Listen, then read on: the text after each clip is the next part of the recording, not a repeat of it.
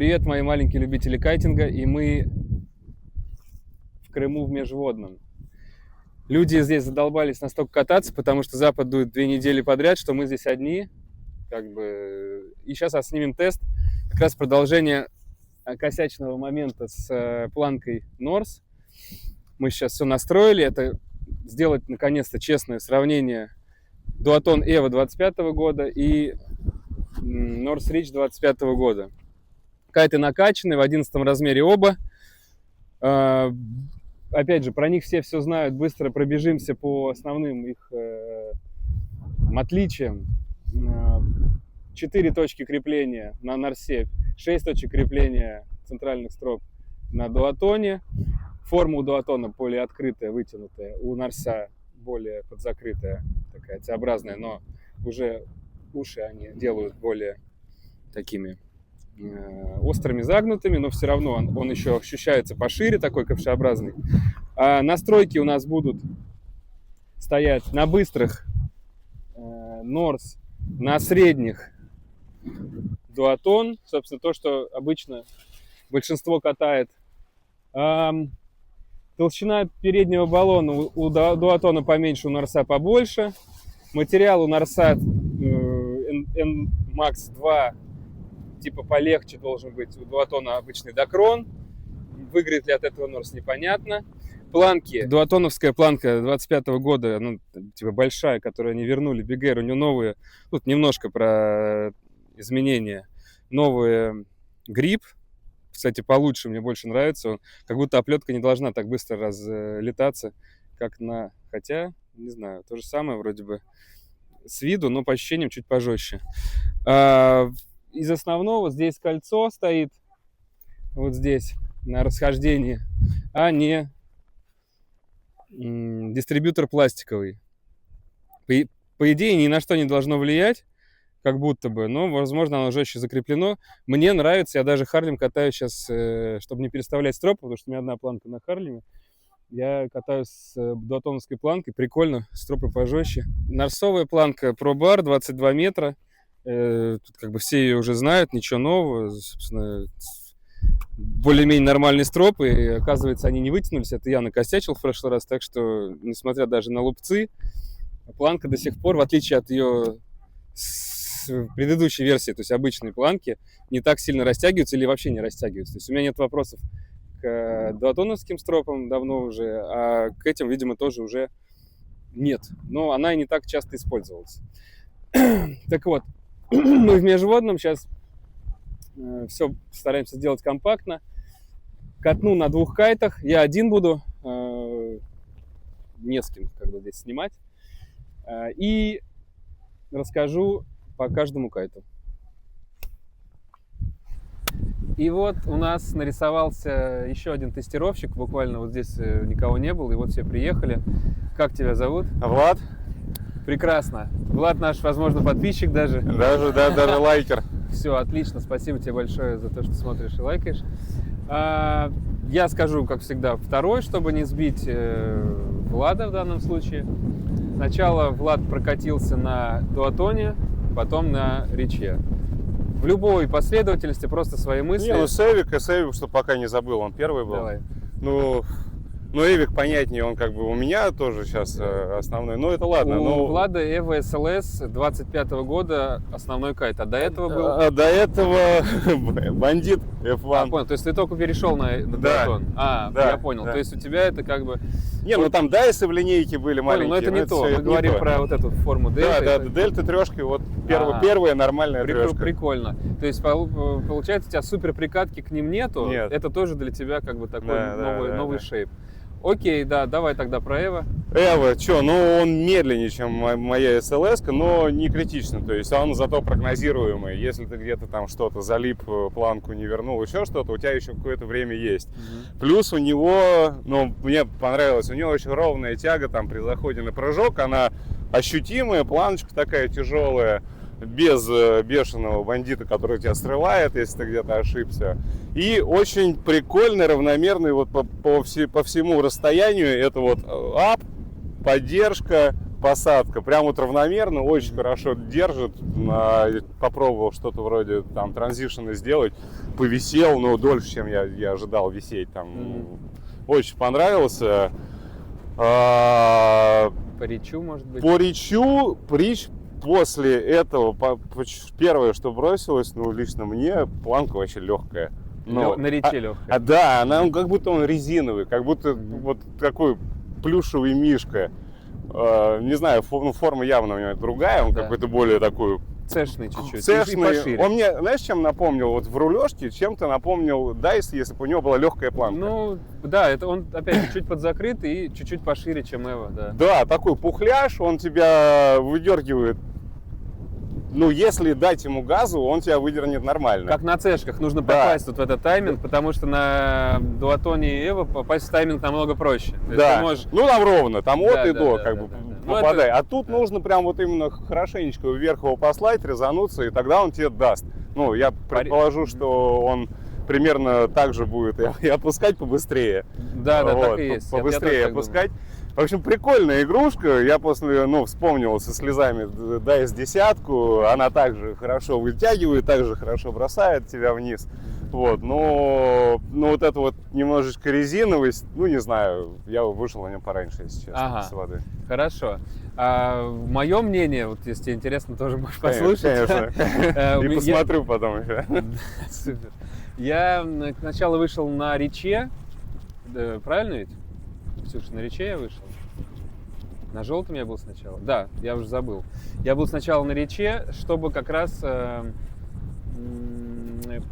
переиграть предыдущий ролик. То есть в прошлом ролике мы были... Ты потом посмотришь, он еще не вышел. В прошлый ролик мы были сначала на дуатоне, потом на рече. Сейчас я решил сделать сначала речь, потом дуатон, чтобы... Это важно. Бывает, что ты вот чему-то... Я вышел на рече, и оно сработало, ты удивишься. Кайфанул? Да, я вышел на рече. У меня нету как бы сегодня первый...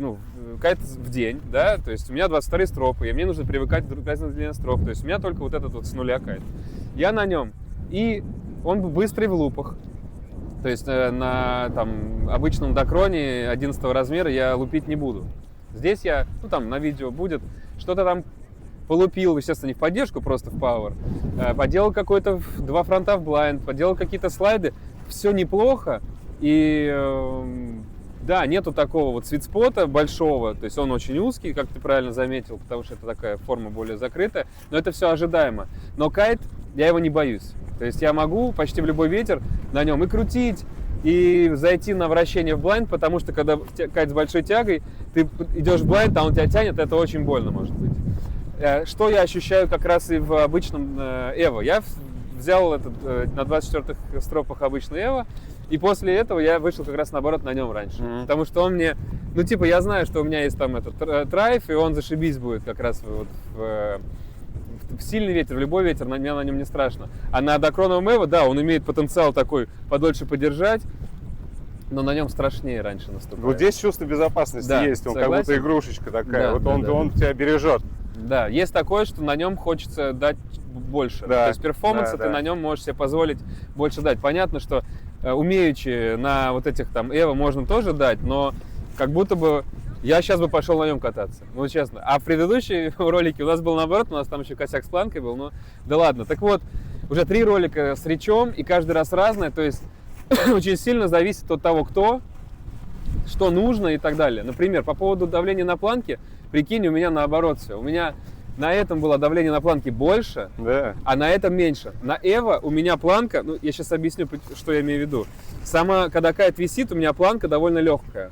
Но когда я начинаю управлять им, на Эво тяжелее Эво запустить в перевод. То есть он у меня был тяжелее на перекосе планки. Этот было проще запустить в перевод. Возможно, 2 метра сыграли, возможно, шейп. Все-таки он, опять же, подзакрыт, он, наверное, так и должен чувствоваться. Но разные кайты, пересаживаться с одного на другой, например, чтобы у тебя были в линейке 2 кайта, условно, вот одного размера, не знаю для чего это, но я бы так не делал вообще ни в коем случае, потому что очень разные, нужно переприкатываться. Согласен, к одному, да. У нас основной вопрос, вот я тебе задам, допустим, как вот человеку со стороны. Может ли это кайты базовые, да, у нас они вот для школы, для обучения, допустим, или отличный кайт для того, чтобы начинать что-то прыгать, делать без ущерба для прогресса. Какой бы ты из этих кайтов выбрал? Но если бы у меня была возможность выбрать, ну, Одна цена. Да. один, Один. и у меня нет линейки, Мгм. я бы, наверное, взял Эвик, потому что я его знаю, что у него, ну, мне кажется, ну, у моей SLS-ки, то есть там вот у меня линейка идет 15-й, потом 11-й сразу. И, в принципе, вот это вот все от 8 до 15 меня 11-й закрывает. Но мы говорим про докроновый. Про Дакрон. Да, Дакрон, не про SLS. SLS я бы и сам, может быть, выбрал, но Дакрон... именно вот мы выбираем два вот этих, между вот этими двумя. Они потому что стоят, ну, как бы дешевле, чем SLS, и нужно, и они одинаково стоят, здесь будут цифры, они одинаково почти. Ну, у меня просто давняя где-то генетическая любовь к Дайсу. Я на нем много покатался и учился, и мне на самом деле прикольно прыгать на крюке, когда тебя быстро вынимает и быстро сажает. То есть ты бы взял Рич? Я бы, наверное, если так, то, наверное, взял бы Рич, ну чисто вот из-за любви к определенному стилю Я катания. понимаю, но это логично, потому что предыдущая версия и вообще предыдущие версии Ричей, они еще более цешные. То есть на них прям вот и Unhooked, ну, да, и есть, рейли поделать, все это, такое, да, это в удовольствие. это кайт для тех, кто любит вот такой фан, и в целом all-around кайты, они раньше и были вот такими всеми закрытые. Сейчас больше все хотят зависания, но это все мода. Ну опять да, же, Big Air пришел. Плюс прикольные формы пришли, на которых можно делать, ну, больше, чем тупо раньше был какой-то кайт, и на нем тупо вверх, тупо долго вниз, ну, а это уже как бы и то можно сделать. Поэтому здесь мы еще смотрим, что брать для школы. То есть по ликвидности, понятно, дуатон он популярный, сильный и так далее, но... Дружелюбность тут. Ну, как будто да, но я бы хотел, конечно, вообще начинающего дать и мотикайты. Вот, например, у нас есть кое-кто за камерой, кто мог бы это проверить. Но мы этого не будем пока делать, но я попробую когда-нибудь, может быть. Чтобы был прям отзыв от человека, который как будто бы еще не чувствует... Который поехал только. Который только поехал, какая будет разница. Может быть, я это сам расскажу, какой отзыв мне человек оставит. Хорошо, тогда я тебе, так как ты обладатель Evo SLS 11-го, 11-го. моего любимого, возможно ли, может быть, мы с тобой запишем все-таки SLS 11 против Трайва 11, который у меня есть? Мне на Трайве? Ну нет, может быть не сейчас, а может быть сейчас. А может быть это другой ролик уже будет. Не, ну без проблем. Просто спойлер. Когда тебе предлагают покатать на Трайве, почему нет? Почему бы не Конечно, покатать на почему Трайве? нет? Хорошо, спасибо. Спасибо тебе за бота. Телеграмма вот эта, которая о ветре кричит каждую минуту. Очень круто. В итоге финал, просто чтобы прям закончить с этим, и Ричом, и Эво обычным, нету среди них какого-то очевидного выбора. Для всех будет, то есть вот у меня одна каталка прикольная на дуатоне, одна каталка прикольная на Риче, оба кайта достойные. Ну, то есть вопрос, Рич стал тоже достойным кайтом, абсолютно прикольным, уже с большим свитспотом, чем в прошлом году, с новыми материалами. В целом, вот в одинаковый ветер, именно вот сейчас идеальный условия, мы не знаем, сколько дует, на самом деле, здесь нет датчиков, к сожалению. Он себя вполне себе классно проявил. Будем давать его на тесты. На тесты? Ты пойдешь? У нас сейчас еще один тестировщик будет, не переключаемся. По скриптум мы поймали, точнее он нас поймал, Вадик. Его уже многие могут знать, у него была школа, как и у многих нас, когда-то в Межводном, но тем не менее. Вадик передозник, все это знают, катается на Айраше, до этого ты катался на Юнионе трехбаллонном, да. Сейчас ты катаешься на лифте, на двенашке, у тебя и то двенашка, и эта двенашка был пятибаллонный лифт, да? Да, перешел на боу. Ну, типа, да. И катнул ты сначала на дуатоне, потом на Риче. Рассказывай. Категория 40+. Значит, что можешь сказать про новый Эвик? Эвик как был хорошим фрирайдным кайтом, так им и остался. Как бы в целом у него ничего не поменялось. Просто хороший универсальный кайт. Одинаково хорошо и вырезаться, и попрыгать, как бы, и никаких там верхних планок вы на нем не возьмете, потому что он не узкоспециализированный все-таки кайт, но просто очень хороший фрирайдный кайт, больше про него ничего не скажешь. Корректно управляется, Рич не понравился, может быть стало ветра чуть поменьше, может быть еще что-то. Во-первых, не понравилась планка.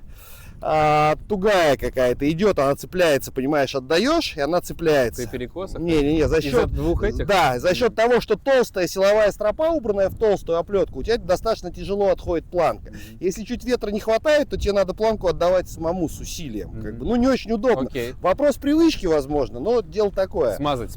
Да, смазать.